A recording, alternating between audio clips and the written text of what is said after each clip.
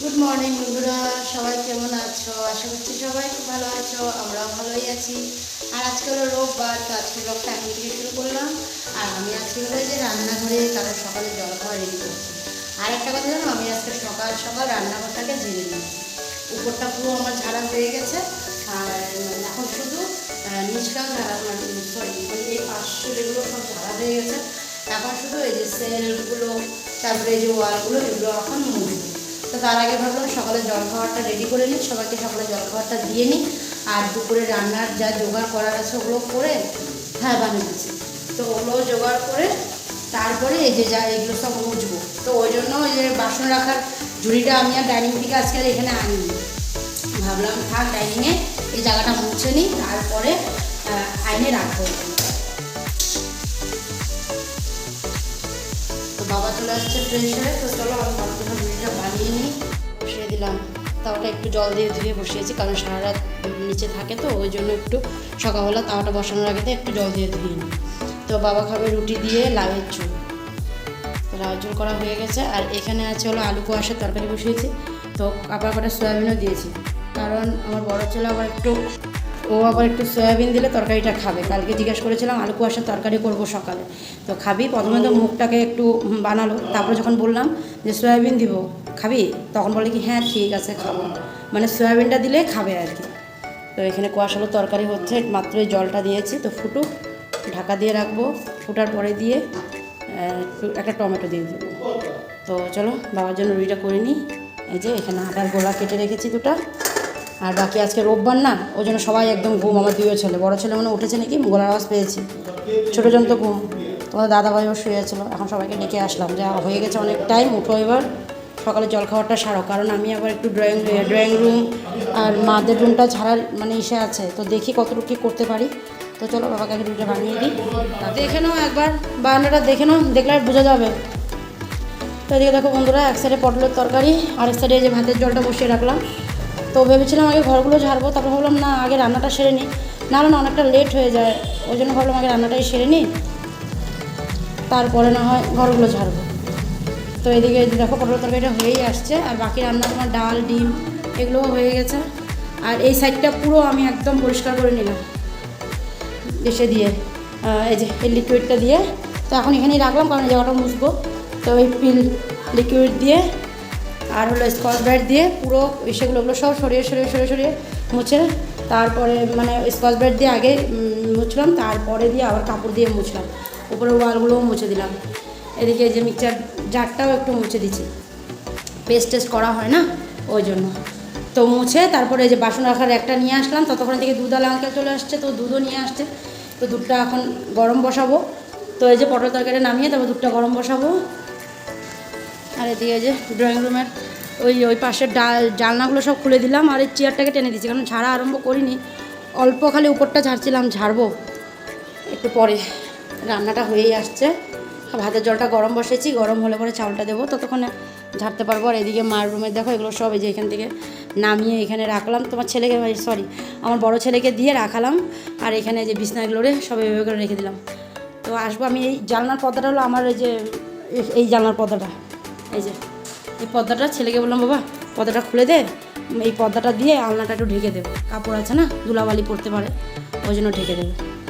তো চলো আগে পটলের তরকারিটা হয়ে গেছে, ওটা আগে নামিয়ে নিই। সকালের খাওয়া হয়ে গেছে, আমি আর নিকি বাকি ছিলাম, তো আমার আর নিকেরও হয়ে গেছে। এখন পটলের তরকারিটা নামাবো, নামিয়ে তারপরে দুধটা বসিয়ে দেবো। তো দেখো দুধটা বসিয়ে দিলাম, আর পটলের তরকারিটা নিয়ে গিয়ে ডাইনিংয়ে রেখে দিয়ে আসলাম। ভাতের জলও গরম হয়ে আসছে, তো গামলা নিয়ে নিলাম। তখন চাউলটা নিয়ে আসি, আর এই দুটা ঢাকনাও ধুয়ে দিচ্ছি, চাউলের ঢাকনাটা আর এই যে এটার মধ্যে বিস্কুট সব রাখা হয় মশলাপাতি, ওগুলো ধুয়ে দিয়ে ওই যে ওইখানটায় রেখেছিলাম। আর এখানে আছে তোমাদের দাদাভাইকে আজকে আসছে যখন, তো বললাম চলো একটু হেল্প করে দাও, ওদিন তো সব একলা হাতে করেছি, তো ওই জন্য এই আজকে উপরে এই সেটা আর কি, উপরের কীটাকে বলে, হ্যাঁ শেল্টার, আচ্ছা, তো বললাম বাইরের উপরটা ঝাড়ে দাও, তো ওই জন্য এই যে বড় একদম বহুত লম্বা একটা এটা ঝাড়ুটা, সেটা মা বানাইছে। ঘর মোছার ডান্ডাটা যে ভেঙে গেছিলো না, ওটার ভিতরে এই যে এই ঘর মোছার এই ঘর ঝাড়ার এই ঝাড়ুটাকে ঢুকাই দিয়ে লম্বা করে দিচ্ছে মা। তো এটা দিয়ে এখন এই যে উপরটা ঝাড়া হচ্ছে, ও উপরটা ঝাড়ুক, পরে আমি এই যে ভাতটা বসায় দিই। কি তাই দেখো চাউল নিয়ে আসলাম, ভাতের জল গরম হয়ে গেছে।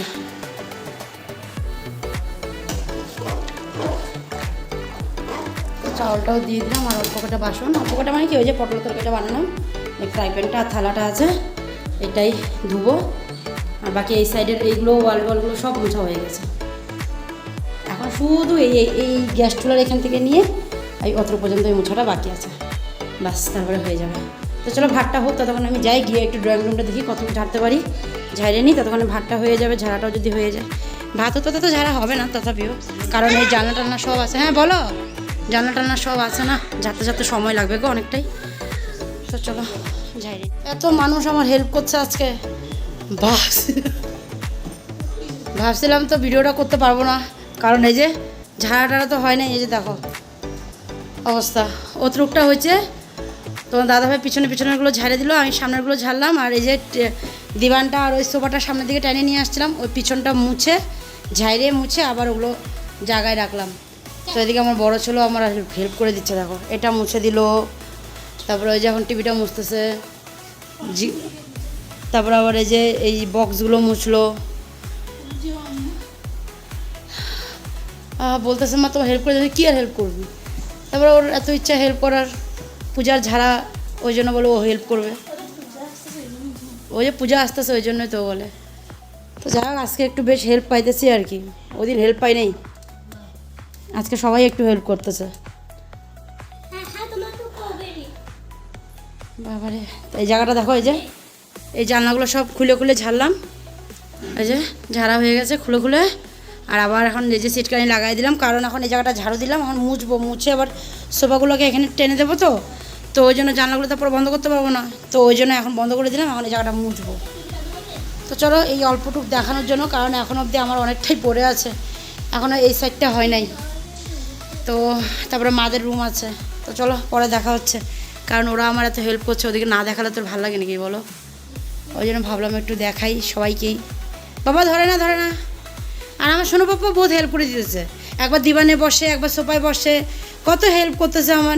না হাসে আমার দেবো। তো চলো দেখা হচ্ছে কিছুক্ষণ পরে। বক ফুলের বড়া ভাজা করছি দেখো, তাও আবার আমার আর তোমাদের দাদা ভাইয়ের জন্য, কারণ বাকি বাচ্চা দুজনের আর বাবার হয়ে গেছে খাওয়া। তো তোমাদের দাদা ভাই বললো যে তোমারটাও করে নেবো, একসাথে দুজন বসে নেবো। ভাতটা বাড়া হয়ে গেছে, শুধু এখন এই যে বড়াটা ভাজা, এইটা কিছুটা ভাজা হয়ে গেছে, আর এই কিছুটা বসাই দিলাম। তো ওকে দিয়ে আসলাম, এই দেখো, আর এই যে কটা ভাজা হয়ে গেল, আর এখানে একটা আছে, এটা ভাজা হয়ে গেলে বাস হয়ে যাবে, নিয়ে যাব। আর অল্পটুক চালের গুঁড়া বেঁচে গেছে, রেখে দেবো।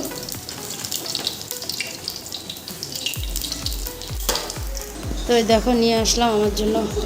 আর আজকে অনেকটা লেট হয়ে গেছে, কারণ এই যে সবটা ঝাড়া মোছার সাথে অনেকটা লেট হয়ে গেছে, তো ওই জন্যই আগে দুই বাচ্চাকে আর বাবাকে দিয়েছিলাম। তো পটলের তরকারিটা দেবো, বাবা পটল তরকারি খায়নি, খালি ভাজা দিয়ে ডাল দিয়ে খেয়ে নিয়েছে আর ডিম দিয়ে। তো বলছিলাম যে আগে আমি ওদেরকে দিয়ে তারপরে সানে যাওয়ার, মানে সানে যেতে পারিনি, কারণ অনেকটাই টাইম হয়ে গেছিলো, প্রায় 3:30 মতন বেজেই গেছিলো তখন। ওই জন্য আগে বাচ্চাদেরকে দিলাম। তো তোমার দাদাভাই স্নান করে চলে আসছিলো, বললো বাবাদেরকে দিয়ে দাও, আমি পরে খাবো, তুমি আর আমি একসাথে খাবো না। তো ওই জন্য এখন বসলাম, তো অনেকটাই বেলা হয়ে গেছে, 4টার উপরে বেজেই গেছে, 4:15 মতন বাজে। আজকে লেট হবে জানা কথায়, কারণ এগুলো ঝাড়ামোছা করতে অনেকটাই টাইম লাগে, মানে কি বলবো, আর এগুলো তো ঝাড়তে আর এতটা এসে লাগে না যে ফটাফট হয়ে যায়। তাও তো মানে আজকে রক্ষা হলো যে ব্যাস সবটা ঝাড়া হয়ে গেছে, তাও একটু আমার বড় ছেলে তোমার দাদাভাই ছিল বলে একটু করে হেল্প করে দেওয়াতে এই যে তাড়াতাড়ি হয়েছে, তাও আমার জন্য। না হলে তো ওই দিন যেরকম দেরি হয়েছিল, বাপরে বাপ কি বলবো আর। তো যাই হোক এই যে এখন নিয়ে বসলাম, ওকে পটল তরকারিটা দিয়ে দিই। ভাত লাগবে তোমার? ভাত লাগবে? তো তোমাকে পটল তরকারিটা দিয়ে নিই, তারপরে আমি বসে পড়বো। ভূমিকম্প হয়েছে, মস্ত বড় ভূমিকম্প, মানে এত জোরে দিচ্ছে আমার পুরো। আমি আর আমার বড় ছেলে ছিলাম বিছনায়, এত জোরে দিচ্ছে, বাবা সবাই বাইরে। বাইরে হয়ে আমি আগে জোগাড় দিয়েছি। বাহ কি জোরে দিছিল।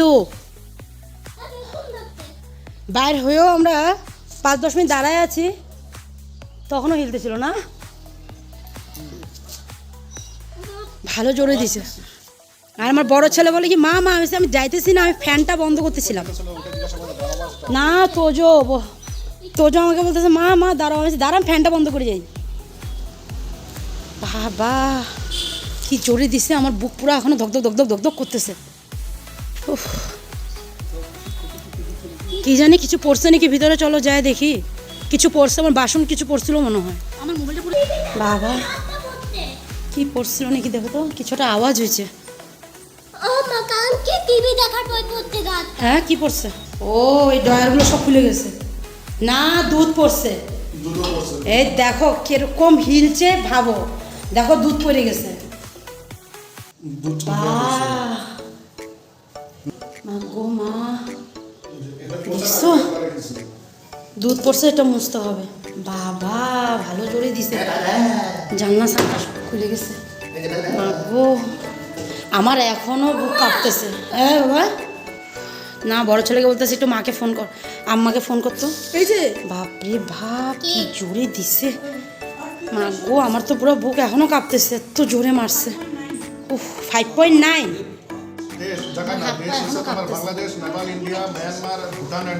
বাবা 5.9। এর আগের যেটা হয়েছিল তখন নিক ছোট ছিল, তো বলছে মা তুমি তো কাইনে দিয়েছিলাম, আমি নিক ছোট বিছনায় ছিল, আমি তখনটা ছিল 6.7। কাঁদবো না? ও বাবা এই যে এখন মার সাথে কথা বলবো। আরে ওটা মারে ফোনটা করে জিজ্ঞেস করলাম তোমরা কই আসো। নিক আর বাবা দৌড়ায় বাইরে থেকে গেছে না। বাবা আমি আর তোজো কেমনি যে বেড়েছি, বাবা পুরো হাত পা কাঁপতেছে। আমি যে ভিডিও করতেছি আমার হাত কাঁপতেছে এত জোরে। তো এখন আমি রাখি, একটু ঘরে ফোন করি, আমার মাকে ফোন করি, দেখি ওইখানে গুয়াহাটির পরিস্থিতিটা দেখি, মা কী বলে। একটু পরে আবার আসতেছি তোমাদের কাছে। কারেন্ট যে গেছে যে তো আর আসে নাই না এখন অবধি। সে যে ভূমিকম্প সময় যে কারেন্টটা গেছিলো সেই গেছে, টের পাই না। বাবা তো বললো ভূমিকম্পের আগে যে কারেন্ট আসছে, তারপরে আবার গেছে কারেন্ট। এখন অবধি কারেন্ট নাই। আজকে আমি চালের গুঁড়াও করতে পারলাম না, বাবাকে পিঠাও করে দিতে পারলাম না। আমার তো এখন অবধি ভয়ই লাগতেছে। কেন আমার থাকতে ভয় করে? হ্যাঁ তোমার থাকতে না। হ্যাঁ হিলে যখন না তখন সবাই হিলে দুলে ভাগে, ওই আমার থাকতে আর তোমার থাকতে হয় না। হ্যাঁ চলো এই যে শাড়ি নিলাম একটা, এটা একটু সেলাইতে দিব, তো ওই জন্য একটাই নিয়ে নিলাম। আরে আমি আরো বললাম প্লাস্টিকটা আমাকে দিবা, তুমি নিয়ে যেতেছো, ওই জন্য হাতে ছিলাম। চলো তাহলে তাড়াতাড়ি ফটাফট। তুমি কি খাইতেছো? আনা আমি একটু যে এটা যাবো দিব, পায়েলটা ঠিক করবো, আসবো, বাস তুমি বসে খাও। না আজকে শ্রীকৃষ্ণ জন্মাষ্টমী। কে বললো? ও এসএমএস দে, আর জানি না। তো চলো ভাই যাই, আমার বাড়ি পুরো অন্ধকার, কারেন্ট নাই না। ভবানীর রুম তো সাথে যাবো, চলো যাই দেখি, দোকানপাটগুলো সব বন্ধ করতেছে বললো, দেখা যাক টেলারের কাছে গেলে পরে খোলা পাই কিনা।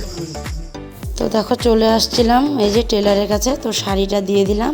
আর এখানেও ওই ভূমিকম্পর কথা, মানে আজকে মানে এরকম একটা ঘটনা ঘটেছে কি বলবো, সত্যিতে মানে ভীষণ জোরে হয়েছে। তো ওই জন্য সবাই ভয় পেয়ে গেছে, তো পুরো তো দোকানপাট তাড়াতাড়ি করে সবাই বন্ধও করে দিচ্ছে, মানে এরকম অবস্থা হয়ে গেছে। মানে আবার যদি হয় ওই ভয়, মানে পুরো মানে বাজার একই কথা, এই জোরে ভূমিকম্প হয়েছে, এই জোরে ভূমিকম্প হয়েছে, কী জোরে ভূমিকম্প হয়েছে। মা গোমা, তো যাই হোক আমার তো শাড়িটা দেওয়া হলো, ওখানেও কতক্ষণ কথা। তারপরে এখন যাব একটু সোনার দোকানে, কারণ আমার পায়েলের যে মানে সেটা হয় না ঘুঙরুটা, ওটা ভেঙে গেছে, তো ওটাকে এখন ঠিক করতে দিয়ে আসব। তো ওইখানে গিয়েও সেম একই কথা। আর তারপরে যে একটা ছোটো ছেলের জন্য একটা সীসা নেব, তো কারণ ও যেহেতু একটু মুখে লাগে ওর কথা, তো ওই জন্য একটা সীসা নেব, তো ওই জন্য মানে নেওয়ার জন্যই গেছিলাম। তো ওইখানে গিয়ে ওই যে তোমার দাদাভাই আর ওই যে ওই দাদাভাই, ওরা ওই ভূমিকম্পের কথাই বলছে। তো দাদাভাই বলছে না আমিও এখন দোকান বন্ধ করে দেবো। তো চলো কিছু খাওয়া নিতে আসছি, নিয়ে তারপরে বাড়ি যাচ্ছি।